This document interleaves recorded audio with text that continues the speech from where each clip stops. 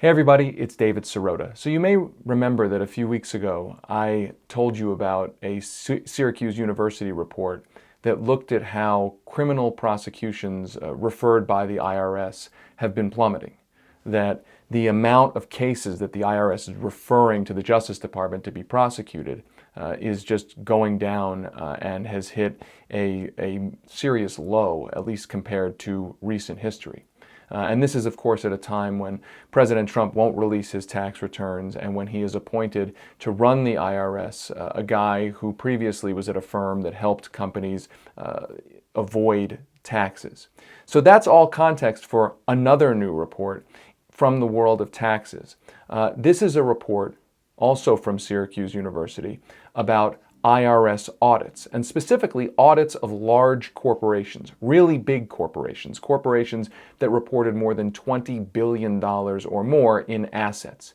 Here's what Syracuse University found about these audits. As recently as 2010, virtually every single of these corporate giants, 96%, faced an IRS audit. By 2016, this had fallen to only 3 out of 4, 76%. And last year, during 2017, the audit rate tumbled, as Syracuse reports, to a mere 2 out of every 4, or roughly only half of these major corporations.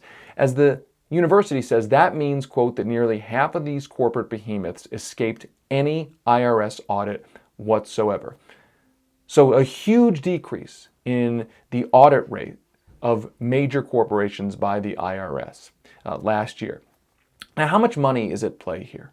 Well, Syracuse also looks into that and finds that, quote, some inkling of the magnitude of lost revenue to the federal coffers is suggested by the amount of unreported taxes turned up in the companies that were audited. The 331 companies that were audited resulted in uncovering $10.4 billion in federal taxes that had not been reported. So that gives you a size, or at least an estimate, of how much money is at play here when the IRS isn't doing these audits. The data also showed that when the IRS did conduct audits of these giant companies, their thoroughness had also fallen. Despite the fact that there were more of these very complex returns, the total audit time devoted to these companies fell by almost half. You can see that in the data from Syracuse University. So this is a huge shift in how much scrutiny large corporations are facing from the IRS.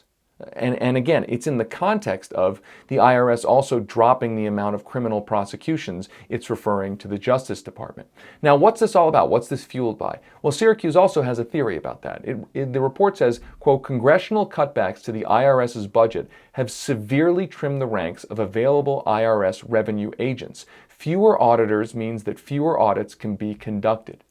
So basically, Congress has been reducing the resources available to the IRS to do this kind of scrutiny. Is that an accident or is that on purpose? It's a good question.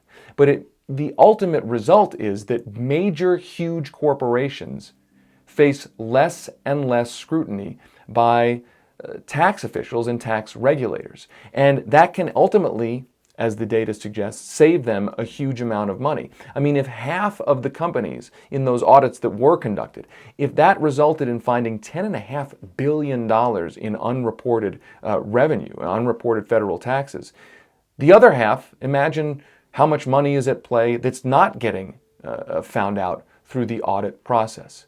And this, again, is in the context of the federal government doing less and less scrutiny of these companies, referring fewer and fewer criminal prosecutions. It's part of a larger trend where you have effectively a defanged IRS, a resource-starved IRS that cannot do the kind of scrutiny that it had been doing in the past. Now, it's fair to say that the resource decline started before President Trump got into office. It came out of the Republican Congress. But the rates of decline in scrutiny and in criminal prosecution, in audits, has become acute in President Trump's first year in office. And again, that is part of a context of a president who hasn't reported his tax returns, a president who put to run the IRS, put in place a guy who had previously been at a firm that helped companies use tax havens and the like. So it is part of a huge shift at a time when budget deficits are growing. I mean, at a time when those deficits are going up, you've got the IRS doing less scrutiny to find unreported taxes through audits. It is all part of a larger trend of less and less scrutiny for the wealthiest and most powerful entities, whether individuals or corporations in the United States. It's a big trend, and it's the numbers at play are absolutely astronomical. We're talking about tens and tens of billions of dollars.